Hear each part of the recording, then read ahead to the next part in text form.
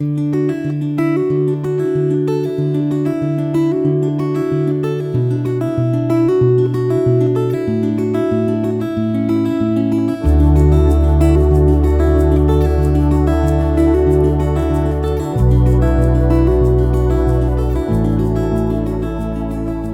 reading begins in Judges, chapter 17, starting in verse 1.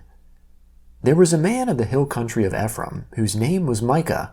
He said to his mother, "The 1,100 pieces of silver that were taken from you, about which you uttered a curse, and also spoke it in my ears, behold, the silver is with me, I took it." His mother said, "May the Lord bless my son." He restored the 1,100 pieces of silver to his mother. Then his mother said, "I most certainly dedicate the silver to the Lord from my hand for my son, to make a carved image and a molten image. Now therefore I will restore it to you." When he restored the money to his mother took 200 pieces of silver and gave them to a silversmith, who made a carved image and a molten image out of it. It was in the house of Micah. The man Micah had a house of gods, and he made an ephod and teraphim, and consecrated one of his sons, who became his priest. In those days there was no king in Israel. Everyone did that which was right in his own eyes. There was a young man out of Bethlehem, Judah, of the family of Judah, who was a Levite, and he lived there. The man departed out of the city, out of Bethlehem, Judah, to live where he could find a place, and he came to the hill country of Ephraim, to the house of Micah, as he traveled. Micah said to him, "Where did you come from?" He said to him, "I am a Levite of Bethlehem, Judah, and I am looking for a place to live." Micah said to him, "Dwell with me, and be to me a father and a priest, and I will give you 10 pieces of silver per year, a suit of clothing, and your food." So the Levite went in. The Levite was content to dwell with the man, and the young man was to him as one of his sons. Micah consecrated the Levite, and the young man became his priest, and was in the house of Micah. Then Micah said, "Now I know that the Lord will do good to me, since I have a Levite as my priest." In those days there was no king in Israel. In those days the tribe of the Danites sought an inheritance to dwell in, for to that day their inheritance had not fallen to them amongst the tribes of Israel. The children of Dan sent 5 men of their family from their whole number, men of valor, from Zorah and from Eshtaol, to spy out the land and to search it. They said to them, "Go, explore the land." They came to the hill country of Ephraim, to the house of Micah, and lodged there. When they were by the house of Micah, they knew the voice of the young man the Levite, so they went over there and said to him, "Who brought you here? What do you do in this place? What do you have here?" He said to them, "Thus and thus has Micah dealt with me, and he has hired me, and I have become his priest." They said to him, "Please ask counsel of God, that we may know whether our way which we go shall be prosperous." The priest said to them, "Go in peace. Your way in which you go is before the Lord."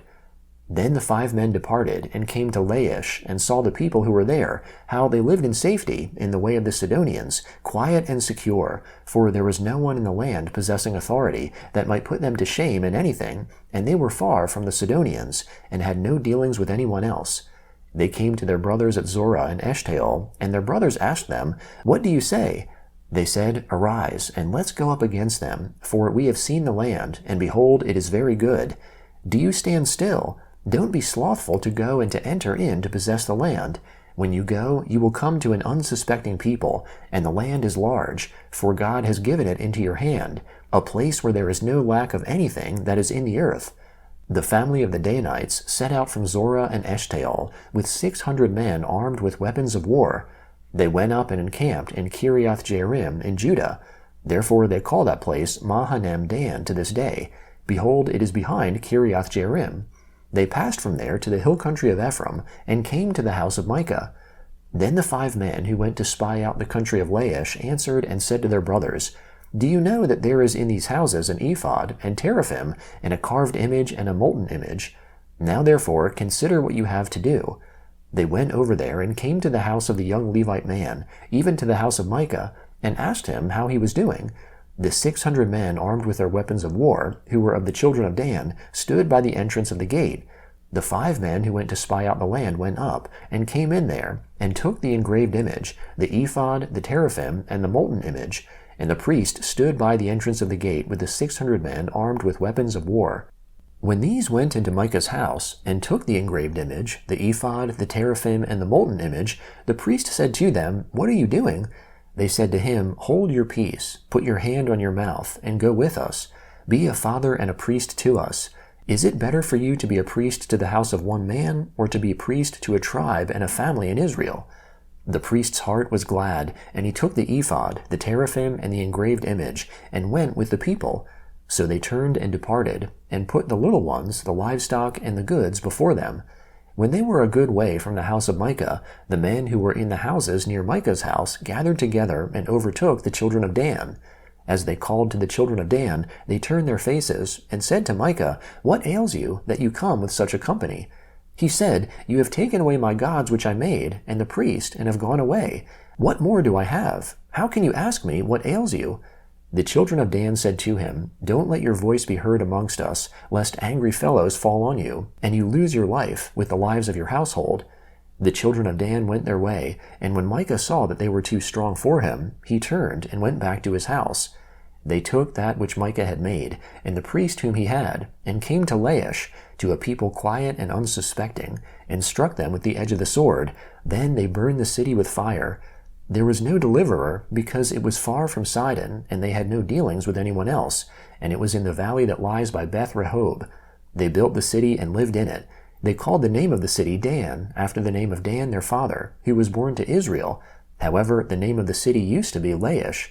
The children of Dan set up for themselves the engraved image, and Jonathan, the son of Gershom, the son of Moses, and his sons were priests to the tribe of the Danites until the day of the captivity of the land. So they set up for themselves Micah's engraved image which he made, and it remained all the time that God's house was in Shiloh. The Gospel of John, chapter 3, starting in verse 1. Now there was a man of the Pharisees named Nicodemus, a ruler of the Jews. He came to Jesus by night, and said to him, "Rabbi, we know that you are a teacher come from God, for no one can do these signs that you do, unless God is with him." Jesus answered him, "Most certainly I tell you, unless one is born anew, he can't see God's kingdom." Nicodemus said to him, "How can a man be born when he is old? Can he enter a second time into his mother's womb and be born?" Jesus answered, "Most certainly I tell you, unless one is born of water and spirit, he can't enter into God's kingdom. That which is born of the flesh is flesh, that which is born of the spirit is spirit. Don't marvel that I said to you, you must be born anew. The wind blows where it wants to, and you hear its sound, but don't know where it comes from and where it is going.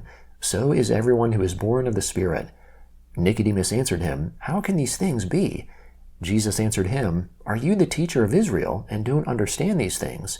Most certainly I tell you, we speak that which we know, and testify of that which we have seen, and you don't receive our witness. If I told you earthly things, and you don't believe, how will you believe if I tell you heavenly things? No one has ascended into heaven but he who descended out of heaven, the Son of Man, who is in heaven.